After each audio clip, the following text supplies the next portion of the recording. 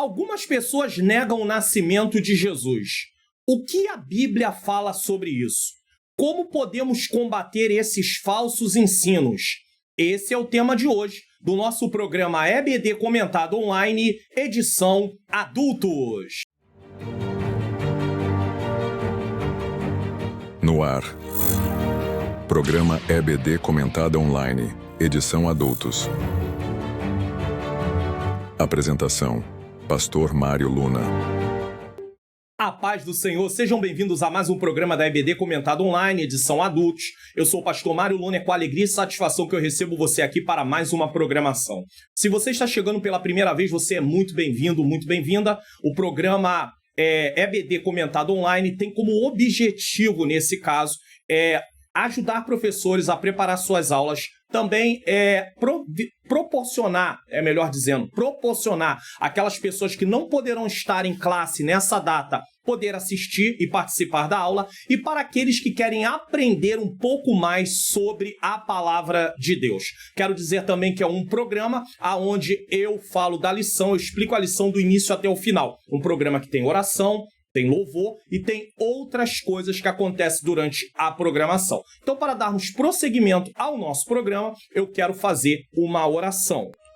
Senhor Deus e Pai, Pai amado e Pai querido, em nome do Teu Filho amado Jesus Cristo, eu venho pedir perdão dos meus pecados, erros, faltas e falhas. Eu quero te agradecer, ó Deus, por mais essa oportunidade de estar aqui para realizar este programa. Eu preciso que o Senhor ilumine a minha mente para que eu ensine as verdades de acordo com o que está na Tua Palavra. Ilumina a mente daqueles que estão assistindo para que eles possam compreender. Pois o propósito aqui é entendermos a Tua Palavra para colocarmos em prática e assim vai gerar crescimento espiritual em nossas vidas. Que o Senhor toque no coração deles também para que eles possam divulgar, Senhor, essa lição e divulgar o canal. Porque assim como o Senhor tem usado a minha vida para poder produzir, que eles possam ser usados para poder divulgar. Que o Senhor tire todo o impedimento, toda a barreira, que o Senhor tome o primeiro lugar. É o que eu te peço e já te agradeço em nome de Jesus. Amém.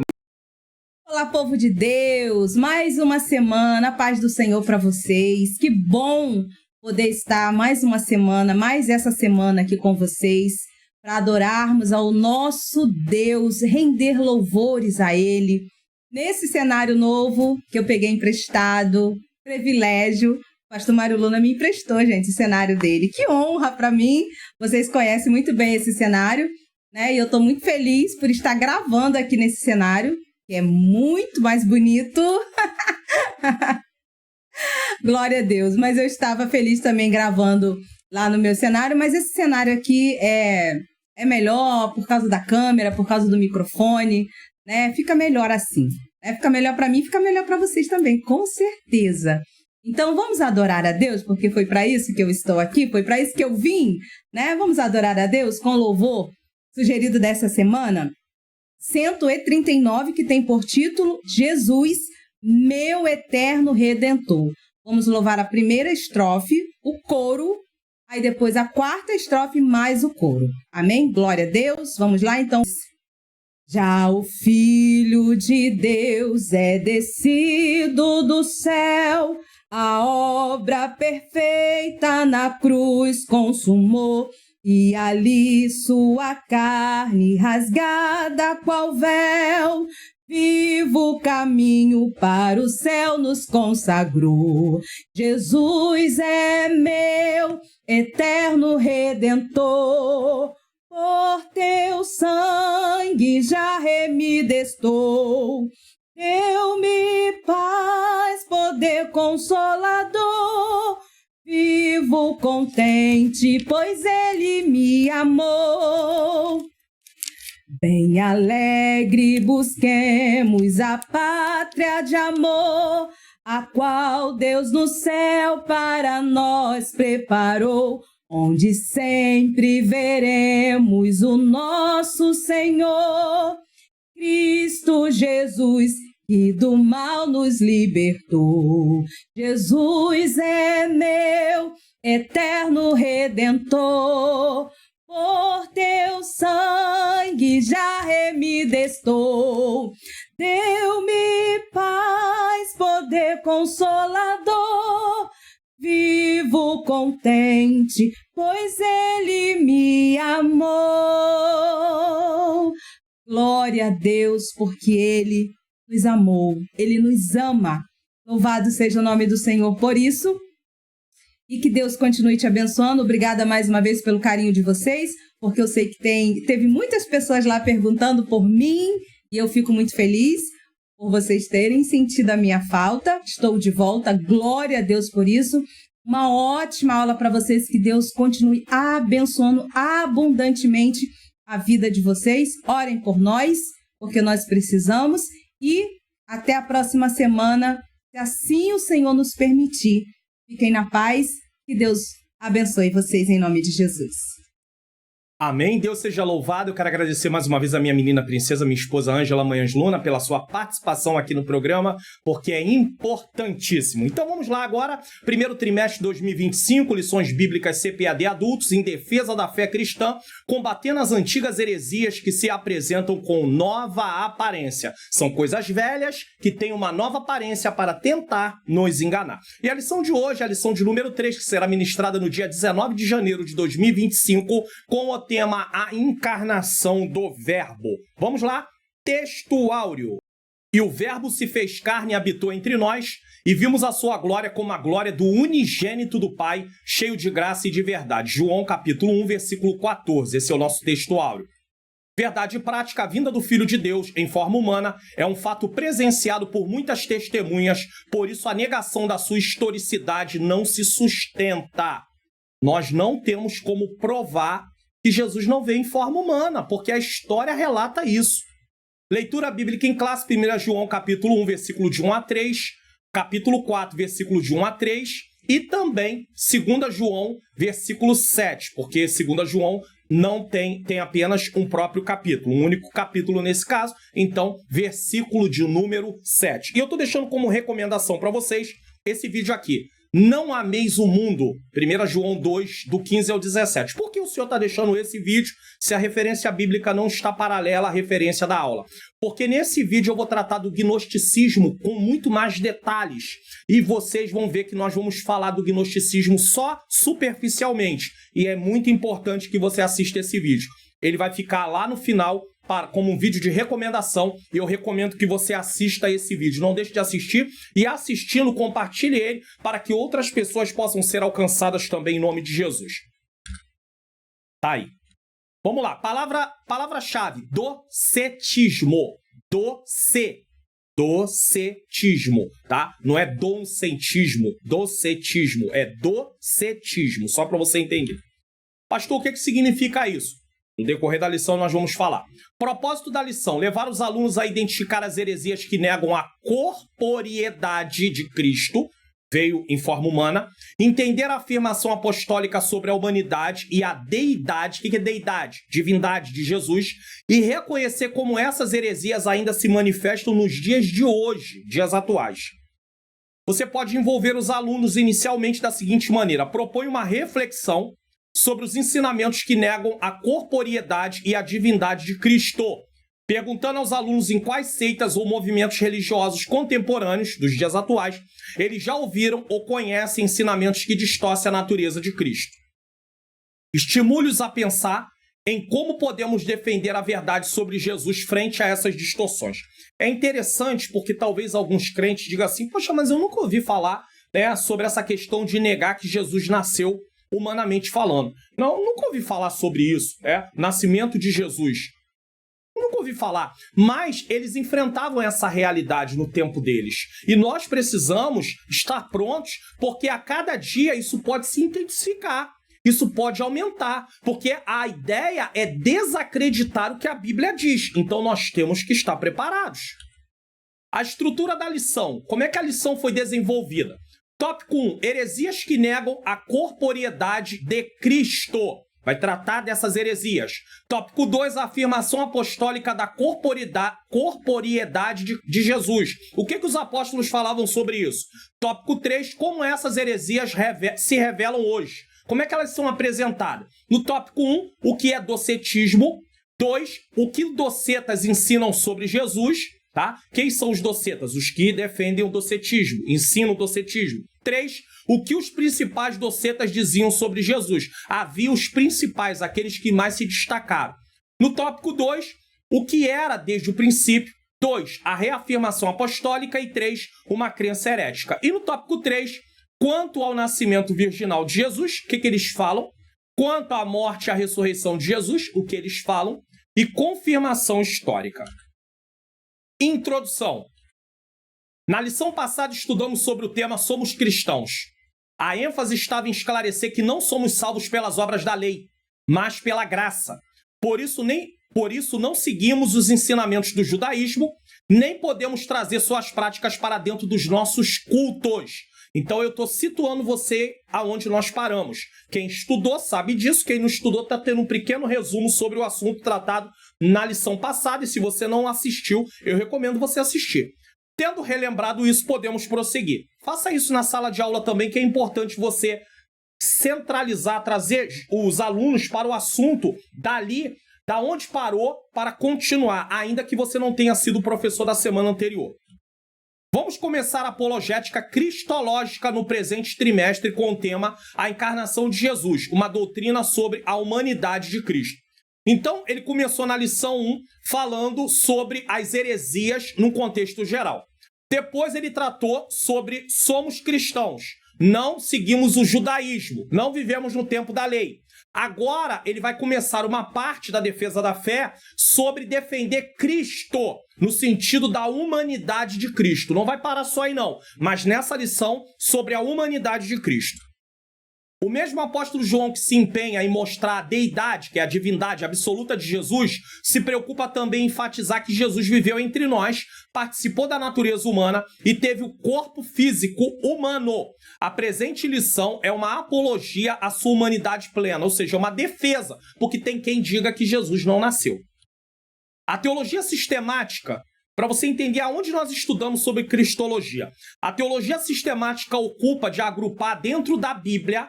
Então, se fala sobre Cristo em Gênesis, em Êxodo, em outros livros, aí pega tudo, agrupa, nesse caso, tá? Os assuntos relacionados a uma mesma doutrina, estudando de forma organizada, fica mais fácil para estudar, e sistemática. A teologia sistemática, ela pega o assunto em várias partes da Bíblia e agrupa. E nós estudamos ele de forma agrupada. A teologia bíblica não, você estuda cada assunto no livro que ele está.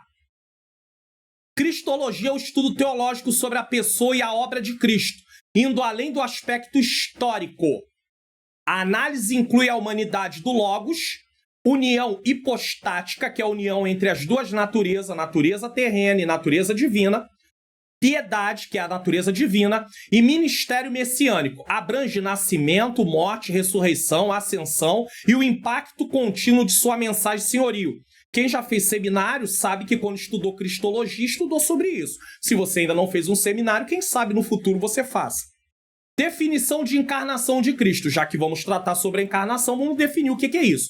A palavra encarnação não está na Bíblia. Porque alguém pode dizer assim, vocês estão estudando sobre encarnação? Isso não está nem na Bíblia. Que de vez em quando eu ouço algumas pessoas falarem, ou leio algumas pessoas falar, mas esse termo não está na Bíblia. É um termo cunhado para dar entendimento ao que o texto trata. Não necessariamente precisa estar lá, mas o entendimento nos traz esse termo. É isso que nós precisamos entender. Então, sendo um termo teológico, como trindade, que também não está na Bíblia, e vai ser o assunto da próxima lição, e arrebatamento. Onde está escrito na Bíblia sobre a palavra arrebatamento? Mas é um termo teológico. Refere-se ao ato em que o Filho eterno de Deus, Jesus Cristo, assumiu a forma humana sem deixar de ser divino, tomando sobre si as fraquezas da carne para cumprir, quer dizer, fraquezas no sentido de limitação, não fraqueza da natureza pecaminosa não, tá? Para cumprir o propósito redentor do Pai e assegurar a salvação dos que creem. Então a palavra encarnação fala sobre isso. Encarnação de Cristo tem várias razões. Quais são elas? Primeiro, demonstrar o grande amor de Deus. A encarnação e sacrifício de Jesus revela o amor de Deus, oferecendo vida eterna aos pecadores através da sua morte. Então, a vinda de Jesus aqui demonstra o amor de Deus por nós. Revelar o Pai à humanidade. Ninguém nunca viu Deus. Deus vê. Moisés pediu, viu pelas costas, mas vê. Por quê? Porque a santidade de Deus não permite o ser humano vê-lo no estado que nós estamos. Jesus Cristo, como Filho de Deus, revela plenamente o Pai, pois quem vê o Filho vê o Pai. João 1,18, 1 João 4,12, João 14,9. Cumprir as promessas proféticas. Vários profetas profetizaram sobre o nascimento de Jesus. Isso precisava se cumprir. A encarnação de Cristo cumpriu as promessas feitas pelos profetas sobre o Messias, como Isaías 7,14, 9,6, Miqueias 5,2, confirmadas por Paulo em Romanos 15, 8 e 9. Salvar o pecador. Propósito da encarnação, salvar o pecador. O propósito central da encarnação foi salvar o pecador com Cristo vindo para servir e dar sua vida em resgate. Aí tem várias referências. Vencer o diabo e destruir o pecado. Isso aqui é maravilhoso. Jesus é o nosso campeão de gigante. Venceu a morte, o pecado, o inferno. Jesus venceu. Morte, pecado, inferno, o nosso Jesus e o diabo. Quatro itens que Jesus venceu. Morte, pecado, diabo e o inferno. Jesus venceu. A encarnação de Cristo desfez a obra do diabo, sua morte, a ressurreição trouxeram vitória e ressurreição trouxeram vitória sobre o pecado e o diabo. Jesus é o nosso vencedor de gigante. Vamos lá. Primeiro tópico. Heresias que negam a corporeidade de Cristo. Primeiro, vamos ver o que é docetismo. Segundo, o que os docetas ensinavam sobre Jesus. Terceiro, o que os principais docetas diziam sobre Jesus. O que é docetismo? O termo vem do grego dokel, que significa ter aparência. Ter aparência não é ser, tá? O docetismo é a mais antiga heresia da história da igreja e consiste em negar que Jesus tivesse tido um corpo físico humano. Sua humanidade era simplesmente uma aparência, como um fantasma. Ele não era humano, era apenas uma aparência. Era um tipo de gnosticismo que admitia ser Jesus apenas uma aparência humana, sem que de fato fosse humano. Uma vez que o mal está na matéria, Jesus não pode estar involucrado no próprio mal. Ou seja, o corpo não podia guardar o espírito, né? Porque tem o corpo e dentro tem o espírito. E se o corpo é mal, eles entendiam. Isso era o que eles defendiam. Corpo é mal. Então Jesus, o espírito não poderia estar dentro do corpo. Então ele não era uma pessoa humana. Era apenas uma aparência. O ponto de vista gnóstico era que só espírito é bom. E a matéria totalmente má. O corpo mal. A partir de tal perspectiva, toda a verdadeira encarnação é impossível, porque não era possível ser Jesus ter vindo em carne, já que o corpo era mal. Aqui eu preciso falar algo que é importante. Quando a Bíblia fala da carne e que não há nada bom, está falando da carne no sentido de natureza humana, não do corpo. Porque quando aceitamos Jesus, esse corpo físico, ele também serve para fazer coisas boas. Tanto é que Paulo, no capítulo 6 de Romanos, ele fala que nós não devemos usar os membros do nosso corpo para pecar, mas sim para agradar a Deus. Então o corpo, ele é neutro. O corpo físico é neutro. Ele nem é bom, nem é mal. Pode ser usado para o mal, mas pode ser usado para o bem. Então precisamos entender. Quando é falado sobre maldade, está se falando da natureza humana, que usa o corpo também para realizar essa maldade. 2. O que os docetas ensinavam sobre Jesus? Quem eram os docetas? Aqueles que ensinavam o docetismo. Os seguidores dessa heresia ensinavam muitas coisas fora das escrituras e contrárias à palavra de Deus. Que perigo, né? O nosso enfoque destaca a humanidade de Jesus como verdadeiro homem. Talvez você olhe isso e fale assim, mas nos dias de hoje a gente não enfrenta tantas coisas desse jeito, dessa maneira. Enfrenta sim. Tem várias distorções das coisas de Deus aí, da palavra de Deus, sendo embutidas dentro da vida cristã e nós não estamos nem percebendo. Temos que ter muito cuidado. E aqui eu não estou falando de usos e costumes não, tá, irmãos? Eu estou falando de doutrina bíblica. Lucas descreve um começo muito humano. Para poder não acreditar na humanidade de Jesus, tem que se tirar tudo isso aí da Bíblia. Isso aí vai ser tudo invenção, já pensou? Então eles começam a afirmar que a Bíblia, ela não é a palavra de Deus. Eles começam a afirmar que partes da Bíblia não são inspiradas. Jesus teve parentes e amigos, Zacarias e Isabel, Lucas 1:5. É só ler. José e Maria, Lucas 2, 4 e 5. Ele teve uma mãe e teve um pai humano, no sentido assim, pai emprestado, humano, né? Para poder estar ao lado, pai adotivo, essa é a palavra correta. Vizinhos e primos, Lucas 1, 36 e 58. Pastores viram Jesus na manjedoura. Não foram os magos, foram os pastores. Os magos foram quase 2 anos depois. Pastores, Lucas 2, 8. Simão e Ana, Lucas 2, 25 e 37. Isso sem contar o relato sagrado de sua infância, que enfoca o seu desenvolvimento físico, intelectual e espiritual. Lucas 2, 40 e versículo 52. Como assim Jesus não foi humano? Vamos ler aí Lucas, capítulo de número 2, versículo de número 40 e versículo de número 52. Aqui eu tenho que ler. Vamos lá para botar aqui texto na tela.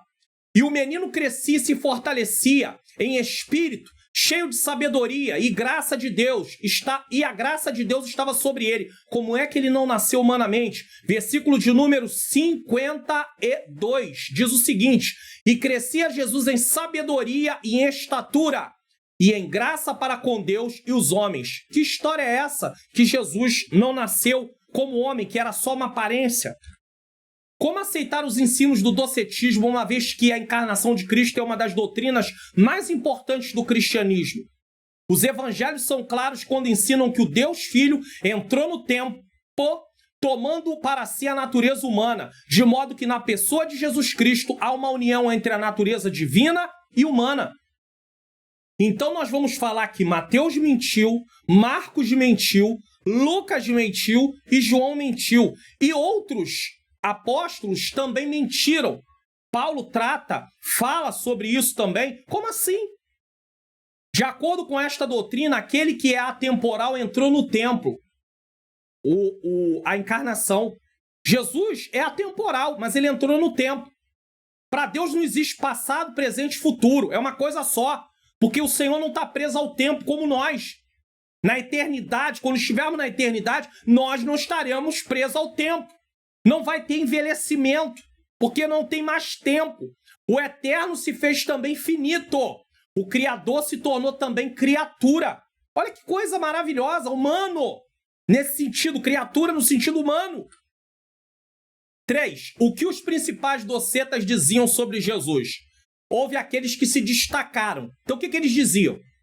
3 heresiarcas, ou seja, que promoviam heresias, são chamados de heresiarcas principais, negaram a humanidade de Jesus. Eles diziam que Jesus não foi humano. Nós temos aí, eu coloquei em negrito, Cerinto, Saturnino e Marcião. São 3 figuras que se destacaram nesse ensino errado, nesse ensino herético. E o que eles falavam?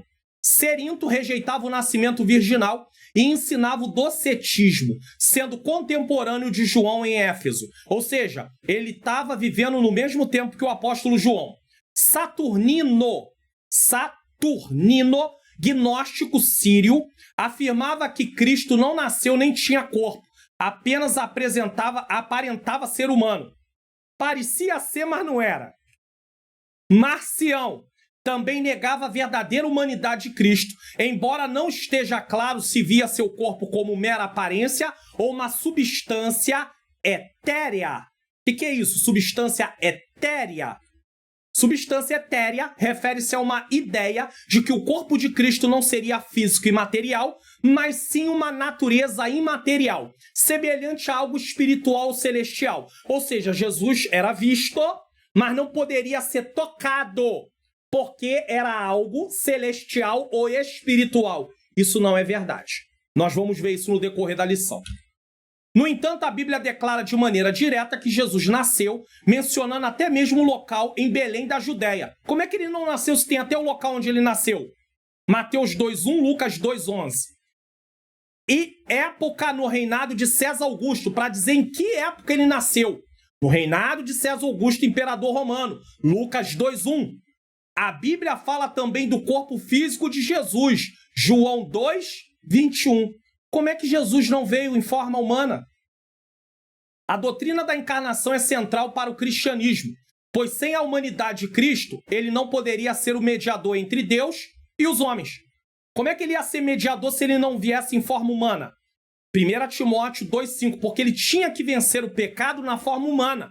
Ele não ia vencer o pecado na forma divina apenas. Ele precisava vencer o pecado na forma humana. E sem sua divindade, ele não poderia redimir a humanidade. Então tinha as duas coisas ao mesmo tempo. E por que sem a divindade ele não poderia redimir a humanidade? Porque ele seria um homem pecador como nós. Como Deus, ele não tinha pecado. Mas como homem, eu e você somos pecadores. Então um pecador não poderia morrer para salvar outros pecadores, porque ele já estava condenado. Jesus vem na forma humana, mas ele também está na forma divina. Ele é Deus. Então o que acontece? Como Deus, ele não tinha pecado. E como ele não tinha pecado, e ele passou como homem nessa terra sem pecar, ele não trouxe a natureza pecaminosa, ele não nasceu debaixo da culpa do pecado, como diz Romanos 3,23, todos pecaram e destituídos estão da glória de Deus. Ele não nasceu debaixo dessa sentença. E durante sua vida ele também não pecou. Ele foi tentado, ele resistiu e não pecou. Então, ele veio na forma humana, mas ele também é Deus. Isso aqui é uma coisa bem interessante. E aí nós temos aí sua divindade, ele não poderia redimir a humanidade. João 1,14, Filipenses 2,6-11. Então ele precisava das duas coisas. Sinopse do tópico 1. Jesus, mesmo sendo Deus, tornou-se homem e desenvolveu-se física, intelectual e espiritualmente. Alguém pensa que Jesus não teve um desenvolvimento físico, nem intelectual. Teve, e nem espiritualmente. Ele teve um desenvolvimento como qualquer outro ser humano. Só que ele não tinha um pecado. Você sabe que quando eu começo o programa aqui, quem me assiste, sabe sempre que na maioria das vezes eu coloco a mão na cabeça e falo assim: Senhor, ilumina minha mente para que eu ensine as verdades de acordo com o que está na tua palavra. Por que eu faço isso? Porque o pecado obscureceu o nosso entendimento em relação a Deus. Entendeu? Agora, por que Jesus foi sobressaindo, foi crescendo, tá? Como está escrito aqui bem claro, desenvolveu-se física, intelectual e espiritualmente. Por que Jesus tinha ali algo diferenciado? Porque como ele não tinha um pecado na sua natureza, ele não tinha sua mente obscurecida para as coisas de Deus. Então ele tinha um desenvolvimento espiritual diferenciado do nosso. Por quê? Porque o pecado obscurece nosso entendimento. Jesus não tinha isso. Como Adão, antes de pecar, também não tinha. O pecado não estava na natureza de Adão. Ele compreendia as coisas de Deus com muito mais clareza do que eu e você. Eva compreendia as coisas de Deus com muito mais clareza do que eu e você. Só que por causa do pecado, houve essa questão. Aí nós oramos para que o Espírito ilumine, para que tenhamos entendimento. Vamos conseguir ler e entender. 2. A afirmação apostólica da corporeidade de Jesus. Então nós vimos quem negava. Agora nós vamos ver o que os apóstolos falam sobre a humanidade de Jesus. 1. O que era desde o princípio, João 1:1. 2. A reafirmação apostólica, que é o versículo 1, a parte B. E 3. Uma crença herética, João 4:2 e 3. Então, João 1:1 e João 1, versículo 1, parte B. 1. O que era desde o princípio, João 1:1. Uma coisa que você precisa ter em mente é que essa lição, ela é uma lição teológica.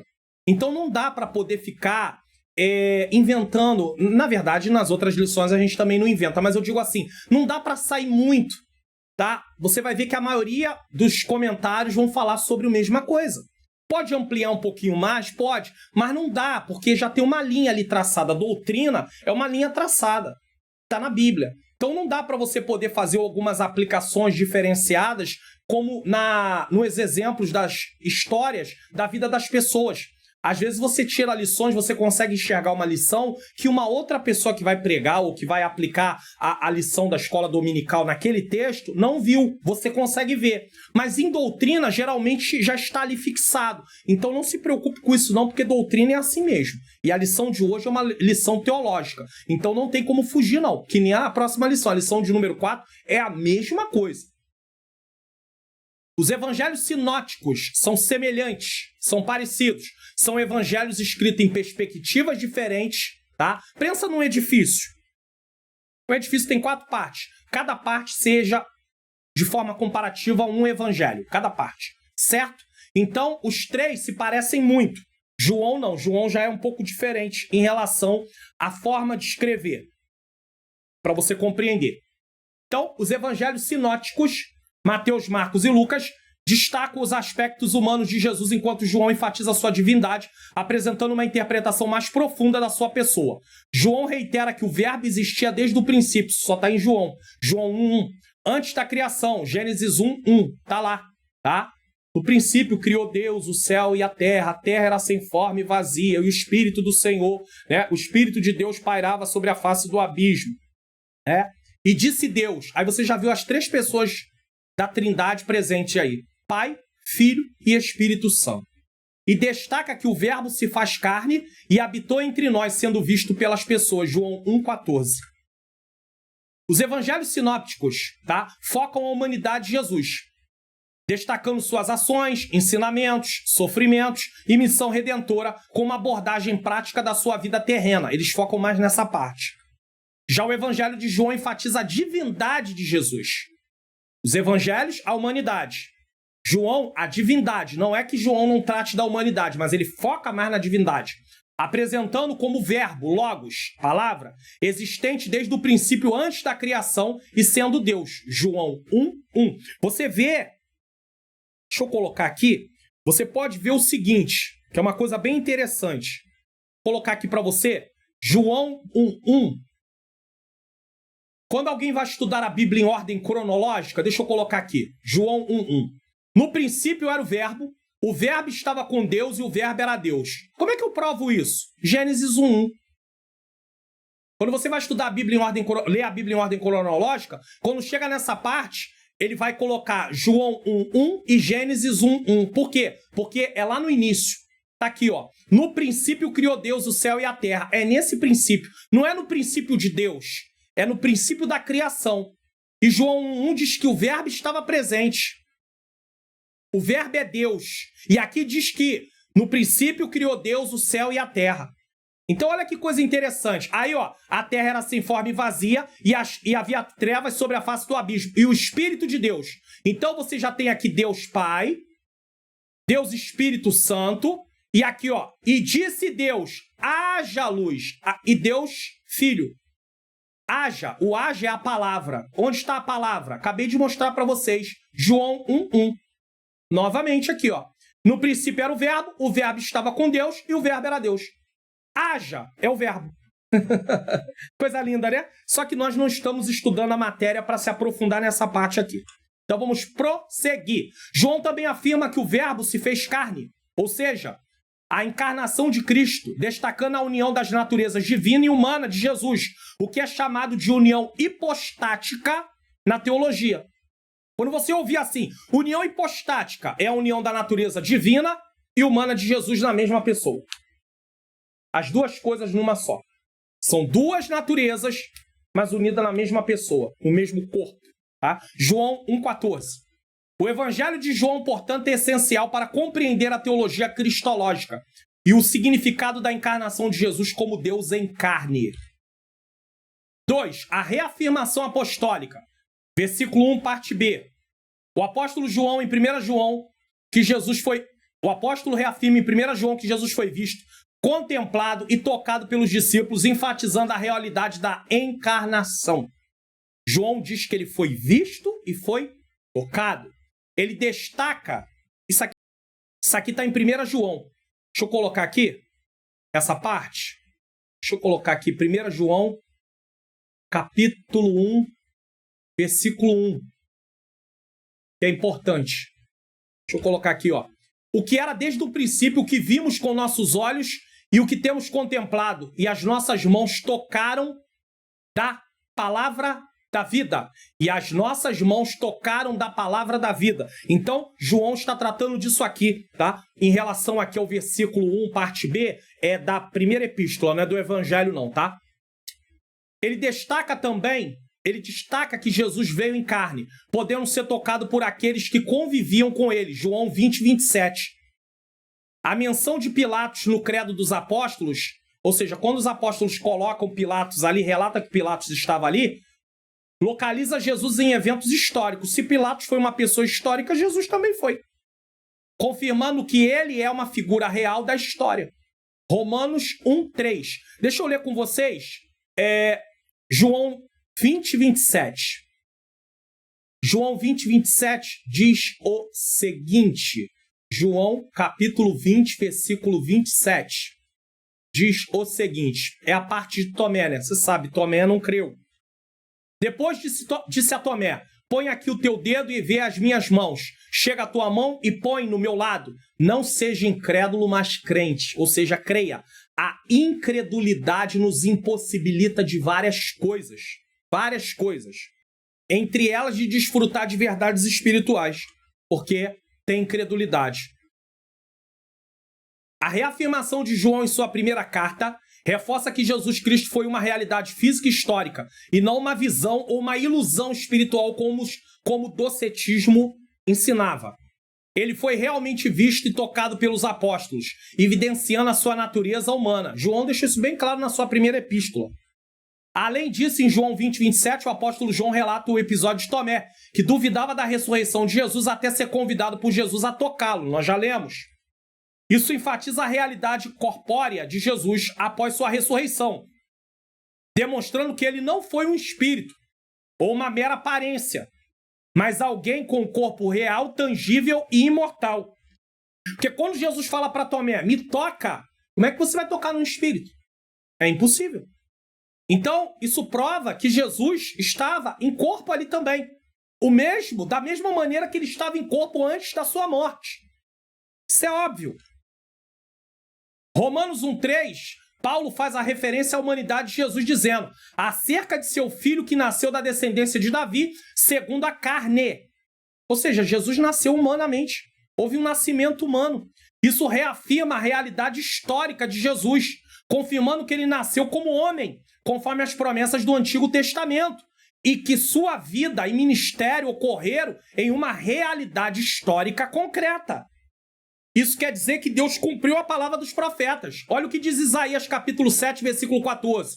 Portanto, mesmo o Senhor vos dará um sinal. Eis que uma virgem conceberá e dará à luz a um filho. E será o seu nome Emanuel. Aí quando nós chegamos no capítulo de número 9, no versículo de número 6, nós temos mais uma informação.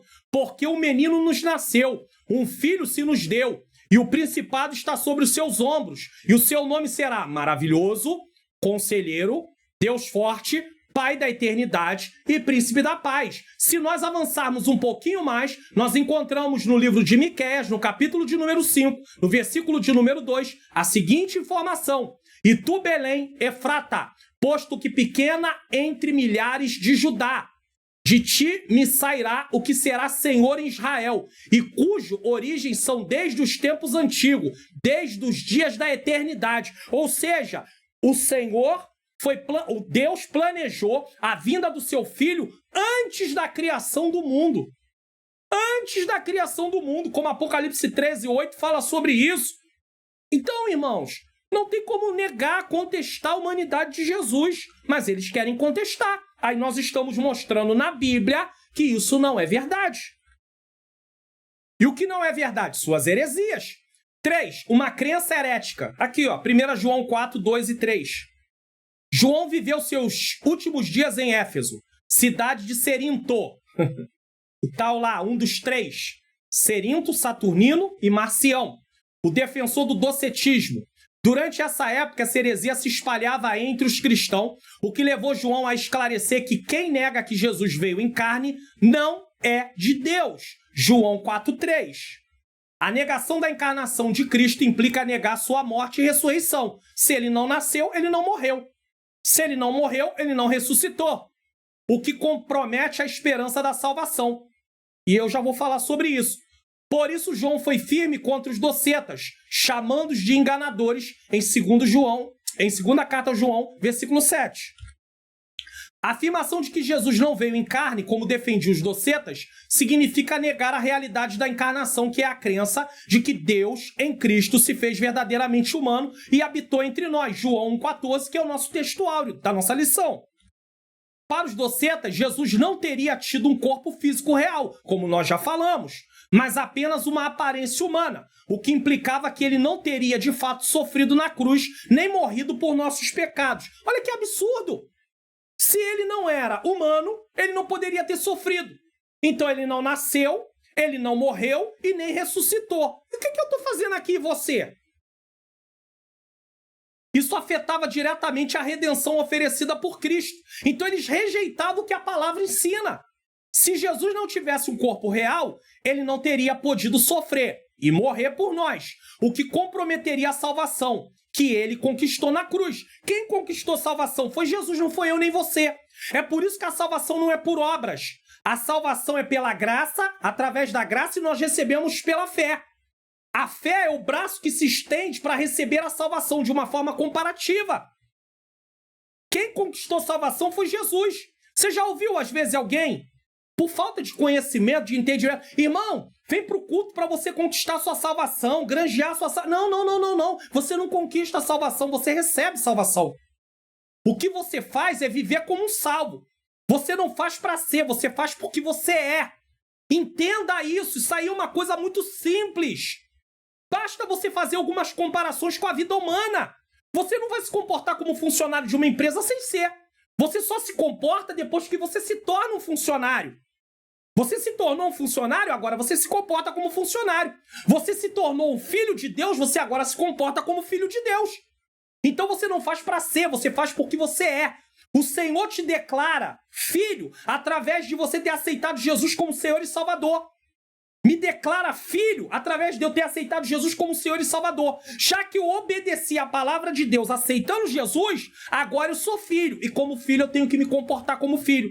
Por isso eu vou a cultos, eu oro, eu leio Bíblia, eu vigio, eu realizo boas obras, porque eu sou filho de Deus. E como cristão, eu pertenço a Cristo ou me pareço com Cristo. Eu estou me parecendo com Cristo? Você está se parecendo com Cristo? Nós tratamos isso na lição passada. A ressurreição de Jesus também perderia seu significado. Se ele não tinha um corpo humano, não poderia morrer. Pois sem a verdadeira morte de Cristo, a ressurreição se tornaria irrelevante. Como Paulo afirma em 1 Coríntios 15, 17 e 18. Se Cristo não ressuscitou, a nossa fé é vã. E os que morreram em Cristo pereceram. Se você aceitar uma heresia como essa, tudo que estamos fazendo não tem nenhum sentido. Paulo deixa isso muito claro na primeira carta aos Coríntios, capítulo 15. Ele deixa isso claríssimo. Fala assim, se Cristo não morreu e não ressuscitou, então a nossa fé é vã. Estão fazendo o que aqui? Perdendo tempo? Sinopse do tópico 2. Os evangelhos sinóticos apresentam Jesus ressaltando os seus aspectos humanos, ao passo que o evangelho de João revela o aspecto divino. Bom, antes de partirmos para o próximo tópico, que é o último tópico para encerrarmos a lição de hoje, todas as vezes aqui que eu tenho uma oportunidade, eu coloco essa Bíblia na tela. Essa Bíblia é para ser usada em computador ou em notebook. Ela não serve para celular, muito menos para tablet. Essa Bíblia é gratuita, você consegue baixar ela aí na internet, só que ela não vai vir com a configuração que ela tem aqui, que eu coloco, porque essa Bíblia tem comentários, dicionários e até alguns livros, além de várias versões, como eu sempre mostro aqui para vocês. As versões aparecem aqui, Almeida Revista Corrigida, nova versão atualizada, Almeida Revista Atualizada e outras versões mais. Qual é a minha proposta? Até o final de janeiro, eu estou falando sobre esse assunto aqui. Qual é a minha proposta? Lançar um curso sobre como essa Bíblia funciona. Ensinar você a usar essa Bíblia para fazer seu estudo da Palavra de Deus, no seu computador ou no seu notebook. Só que para isso, para mim lançar esse curso, você tem que ter interesse. Porque eu não vou parar, porque isso vai gastar um tempo, e um bom tempo, para eu preparar um curso de como usar essa Bíblia, mostrar todas as abas da Bíblia, todas as possibilidades que podem ser feitas, que eu já mostrei algumas coisas aqui, às vezes. Eu mostrei já que eu posso, por exemplo, sublinhar essa palavra e trocar a cor dela. Acabou. Entre muitas coisas que eu posso fazer, certo?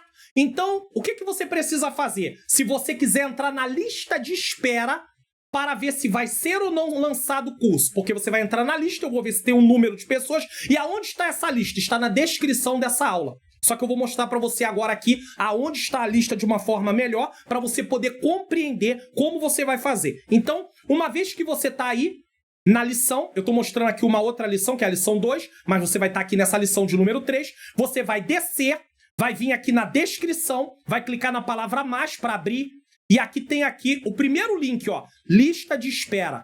Curso Como Estudar a Bíblia com o programa Teu Word. Esse curso não está pronto. Não é igual ao meu curso Como Facilitar Meu Estudo da Bíblia, que inclusive é o segundo item aqui, que eu vou falar dele um pouquinho mais na frente, tá? Não tá pronto. Eu vou aprontar caso vocês queiram. O que vocês vão fazer? Clicar aqui nesse link e entrar no grupo do WhatsApp. Pra quê, pastor? Pra você ficar mandando um monte de propaganda? Não. Não tem propaganda lá. É só pra você ficar lá e eu saber que você é um dos interessados. Caso tenha um número, depois que completar o mês de janeiro de 2025, tem um número de pessoas que realmente querem, aí eu vou falar aqui na aula logo para vocês e lá também no grupo que vai ter ou não vai ter o lançamento. Se vai ter um número, eu falo que sim. Se não tiver, eu falo que não. E aí eu tiro esse link daqui, aí não vai ter mais nas próximas aulas. Então vem aqui e clique nesse link para que você possa entrar na lista de espera do lançamento desse curso, caso venha a ter o lançamento, tá bom? Vamos lá? Tópico 3. Como essas heresias se revelam hoje? Vimos as heresias, quem defendiam as heresias, vimos como os apóstolos se comportavam em relação ao nascimento de Jesus, à humanidade de Jesus, e agora, como é que essas heresias estão manifestas hoje? Quanto ao nascimento virginal de Jesus, quanto à morte e à ressurreição de Jesus, de Cristo, e confirmação histórica. 1. Quanto ao nascimento virginal de Jesus. Há movimentos que negam o nascimento virginal de Jesus, como os Mormons, eles são uns, inclusive fazem uma boa propaganda aqui nesse lugar, tá?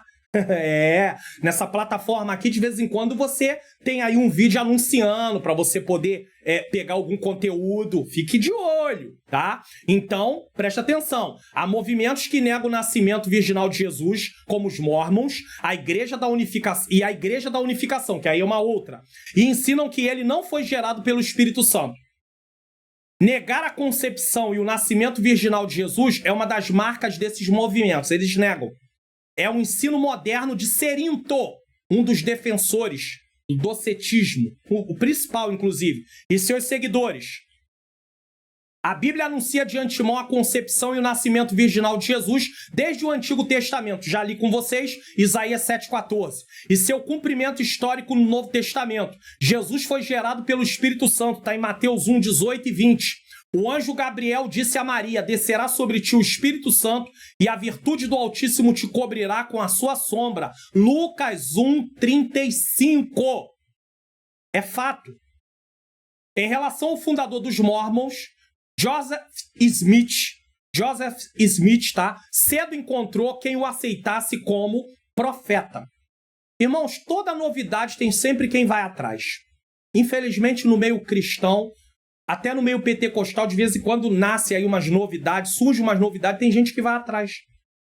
A igreja tem que estar firmada na palavra, porque se a igreja estiver firmada nesses movimentos, todo movimento vai ter gente que vai embora. Por isso que pastores, lideranças têm que firmar a igreja na palavra. Porque se firmar em cima de um movimento, tá? Mesmo em cima de dons espirituais. Ah, não, porque o que prevalece aqui é visão, é revelação. Se tiver uma outra igreja que tenha mais do que isso, mais do que aí, eles vão tudo embora. Firme a igreja não é proíbe os dons, que nós somos pentecostais, não tem nem como falar isso, mas firme a igreja na palavra, Bíblia, tá bom? Então, ele encontrou quem o aceitasse como profeta pelo que fundou a Igreja de Jesus Cristo dos Santos dos Últimos Dias, que é os Mormons. A propaganda vem como Igreja de Jesus Cristo dos Santos dos Últimos Dias, tá bom? Desde então, ficou estabelecido como um princípio doutrinário que esta era a única. Quando você vai estudar seitas e heresias, uma das características das seitas e heresias é o exclusivismo. Só eles estão certos. Por isso que uma igreja cristã nunca pode dizer que ela é a única igreja que prega a verdade. Cuidado. Já vi gente... Não, aqui na igreja é a única igreja que prega a verdade. Isso é exclusivismo. Isso é característica de seitas. Cuidado. Certo? Desde então ficou estabelecido como um princípio doutrinário que esta era a única igreja verdadeira e que fora dela Fora de Jesus, dela, coisa nenhuma. Não havia outro meio de salvação para o homem. Qualquer igreja que disser que além dela não tem salvação, é mentira, que a salvação não vem por meio da igreja. A salvação vem por meio de Cristo. A igreja é o corpo de Cristo, mas o meio da salvação, a forma de salvação, o meio que Deus providenciou para sermos salvos é Jesus. Ou vamos esquecer de João 14,6. Disse Jesus, eu sou o caminho, a verdade e a vida. Ninguém vem ao Pai senão por mim. A Igreja da Unificação é outra, também conhecida como Movimento da Unificação, foi fundada na Coreia do Sul pelo reverendo Mon. Este movimento é conhecido por suas doutrinas não ortodoxas. O que é ortodoxia? É a fé correta. Então não é ortodoxa, é a fé errada. Muitas das quais contradizem as doutrinas cristãs tradicionais, especialmente no que diz respeito à natureza de Jesus Cristo e à salvação. Algumas doutrinas da Igreja da Unificação, algumas só, tá? Cristologia distinta. A cristologia deles não é igual à nossa. A Igreja da Unificação acredita que Mon é o mestre ou Messias. Não é Jesus que é o Messias, é ele. Da era moderna. Quer dizer, precisou de outro Messias. Jesus não cumpriu tudo. Faltava alguém cumprir o restante. Cumprindo o papel de restaurar o propósito de Deus, que teria sido parcialmente corrompido por Jesus. Jesus corrompeu. Nascimento virginal de Jesus. O que eles falam? Rejeita o nascimento virginal de Jesus como sendo um milagre divino realizado pelo Espírito Santo, como ensinado nas Escrituras. Pecado original. O que eles falam do pecado original? Ensina que o pecado original não foi erradicado completamente por Jesus e que o trabalho de Mon é necessário para restaurar a humanidade à sua condição original. Meu Deus! Nós não estamos restaurados na condição original ainda agora? Somente na glorificação o pecado não vai fazer mais parte da nossa natureza? Só que o Mon achou que faria isso. Eles acreditam que a verdadeira salvação vem através da participação em suas práticas e na adesão de seus ensinamentos. Então, duas coisas, práticas e ensinamento. Eles ensinam e as pessoas praticam. Salvação por obra. E o pior, não é por Jesus, é por Mon. Você quer essa salvação? Eu não quero, não. 2. Quanto à morte e à ressurreição de Cristo, o que eles falam? O heresiarca gnóstico, tá? O que é um heresiarca? É alguém que promove heresia. Gnóstico do Egito, Basílides, negava a crucificação de Cristo. Dizia que Simão, o Cirineu, irmãos, dá vontade de rir. É tão absurdo o que a pessoa fala que dá vontade de rir. Transfigurou-se e foi equivocadamente crucificado. Então ele se pareceu com Jesus naquele momento e eles crucificaram Simão, o Cirineu. E que o populacho tomou por Jesus. Assim sendo, Cristo apenas presenciou a crucificação de Simão, seu suposto sósia. Meu Deus. O Alcorão, o livro sagrado dos muçulmanos e sua principal fonte de autoridade espiritual. Lembre-se, nós devemos amar a todos, mas nós estamos colocando aqui, o comentarista colocou algo aqui para sabermos o que é defendido por esses grupos. Declara que o Senhor Jesus não foi crucificado. Que tudo não passou de uma simulação. Alcorão, capítulo 4, versículo 157. Ou 457, melhor dizendo. Alcorão 457.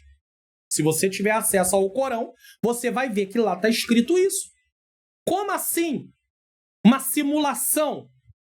Então seria mais ou menos algo como se fingisse que Jesus estava indo para a cruz, mas aí corta, coloca outra pessoa no seu lugar e volta a cena. E aí você acredita que é continuação, mas não é continuação, é montagem? Simulação.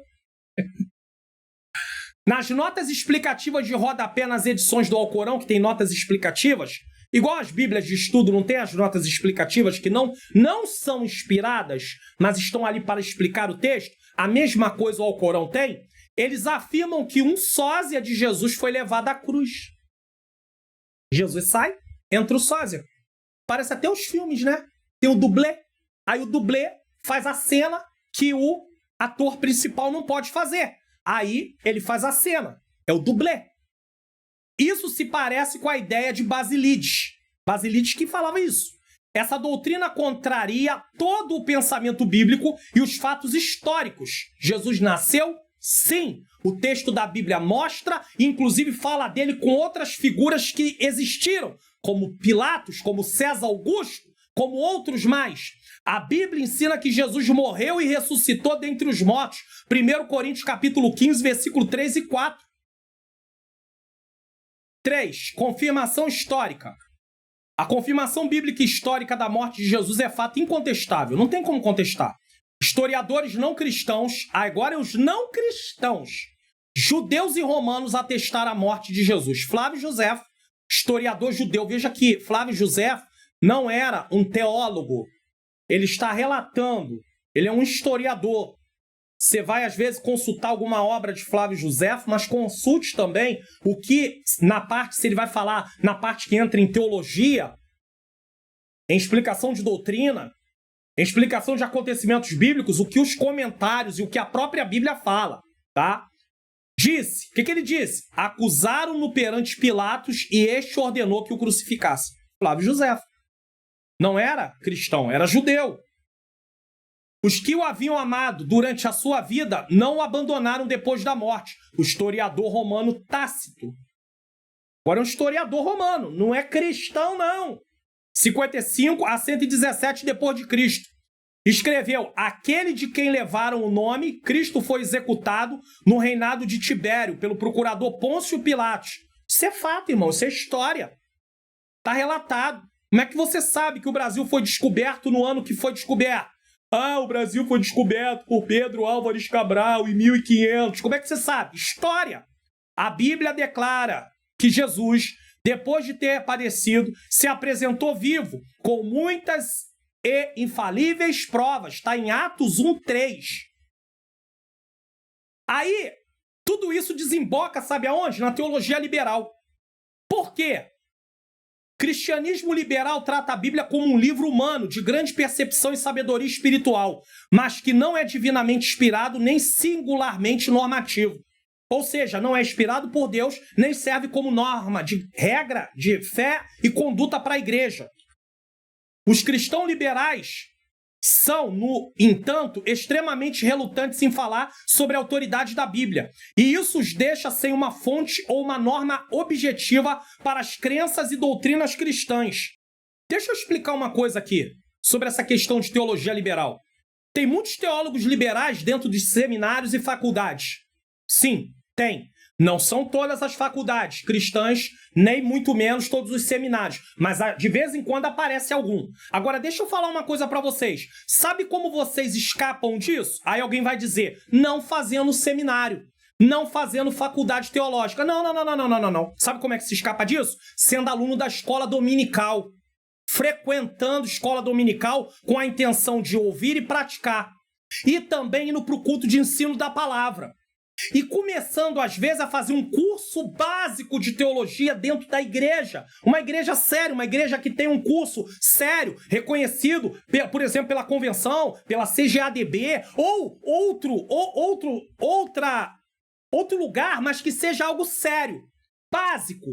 Inicialmente, primeiro escola dominical, ensino da palavra. Culto de ensino. Alguns lugares chamam de culto de doutrina. Tudo bem. Depois, um curso básico. Aí depois você pensa em fazer um bacharel a nível de MEC. Não tem nenhum problema. Sabe por quê? Porque aí você vai ter filtro. Aí você vai saber o que é e o que não é. E o que não é, você bota no saco furado e joga fora. Não serve pra nada. Que às vezes não compensa você ficar batendo boca com o professor em sala de aula, dependendo da situação. Mas não. Quer logo, nunca estudou, aí quer logo fazer um bacharel em teologia e cai dentro de uma faculdade. E hoje tem faculdades que nem são faculdades evangélicas que dão curso de teologia. Aí bate na frente de um teólogo liberal e ele destrói tua fé. Simplesmente assim. Resumindo, quer dizer, aí eles não têm a Bíblia como regra, aí qual é a conclusão que a gente chega? Se eles não têm a Bíblia para se nortear, cada um faz conforme bem lhe parece em seu coração. Parece que ainda vivem no tempo do livro de Juízes, que era isso que o povo fazia. Sinopse do tópico 3. A confirmação bíblica histórica da morte de Jesus é fato incontestável. Pastor, eu queria entender mais a Bíblia, eu queria compreender mais a Bíblia. Como é que eu posso fazer? Eu tenho uma dificuldade enorme. Inclusive, eu quero dizer a vocês, hoje, quando essa aula está sendo gravada, ela está sendo gravada no dia 7 de janeiro de 2025. E eu tenho um grupo no Telegram, que muita gente acompanha a leitura bíblica comigo lá. Nesse momento, nós estamos lendo o livro de 1 Samuel, certo? E aí teve um comentário da irmã Silvana Santos, para mim complementar aqui. E aí, entre o que ela falou, ela disse assim, e provavelmente ela assiste aqui, Pai do Senhor, minha irmã, que Deus abençoe sua vida, sua família. E aí ela disse assim, pastor, além das coisas que ela falou, quem está lá no grupo do Telegram provavelmente leu. E aí eu fiz um comentário dentro do comentário dela, e dentro do que ela falou, ela disse que as leituras bíblicas ajudam muito ela, porque eu coloco o resumo do que está tratando e coloco a aplicação. Como é que nós podemos aplicar aquela parte do texto para a nossa vida? E ela disse que tem feito ela compreender e ela tem tido muito mais desejo, porque ela não compreendia a palavra. Então isso mostra que muita gente não lê Bíblia porque não entende. Desiste. Então eu tenho um meio para te ajudar em relação a isso. Preste atenção. Curso online. Como facilitar meu estudo da Bíblia. A paz do Senhor. Sejam bem-vindos ao curso online Como Facilitar Meu Estudo da Bíblia. Você está prestes a mergulhar em um curso online exclusivo que vai transformar sua compreensão das Escrituras Sagradas. Imagine entender os textos, os contextos históricos e os ensinamentos que a Bíblia trata por meio de etapas no estudo bíblico e métodos de estudo. Mas atenção, essa oportunidade é limitada. Clique agora mesmo no link da descrição e garanta sua vaga nesse curso que vai enriquecer sua vida espiritual. Aguardamos você lá. Então você tem aí, e aí eu preciso colocar aqui para você, e aí se você clicar no link na descrição, no comentário afixado, que é o primeiro comentário de todos nessa aula, tá? Nesse vídeo, e também no link que eu coloco nos vídeos recomendados, tem um link também desse curso. Você vai descer. Nesse momento, você vai descer, vai ler as informações que você quer, vai ler sobre mim, se você quiser. Você vai ler sobre os módulos que estão aí. Olha quantos módulos estão aí para você poder olhar aí, ó. Vários módulos. Módulo 1, módulo 2, 3, 4, 5, 6. Vai lendo. 7, 8, 9. Nós temos também depoimentos, vários depoimentos. Pessoas reais. Irmã Marli, irmã Silvana dos Santos. Olha ela aqui. Irmã Paulo Sérgio, certo? Kátia Correia Andrade está aqui, ó, também. Tem aí a irmã Dária Isadora, que é lá de São Luís, Maranhão, Recife. Tem a irmã Aline, tem a irmã Idalina, que é uma senhora também, tá aqui. Irmã Maria de Jesus, tudo gente real, tudo gente que acompanha o canal. Tem o certificado de conclusão. São mais de 20 horas e ainda tem como bônus eu ensinando como usar o aplicativo My Bible, no qual tem comentários e dicionários para você estudar a Bíblia. O aplicativo é gratuito, mas eu ensino como usar o aplicativo. Então, irmãos, essa é a sua oportunidade. Um investimento, um pequeno investimento. Você abre mão de 1 ou 2 lanches. Começou o ano aí de 2025, faça um investimento na sua vida, mude essa situação. Tem muita coisa sendo ensinada de forma contrária. Então, entenda a palavra de Deus.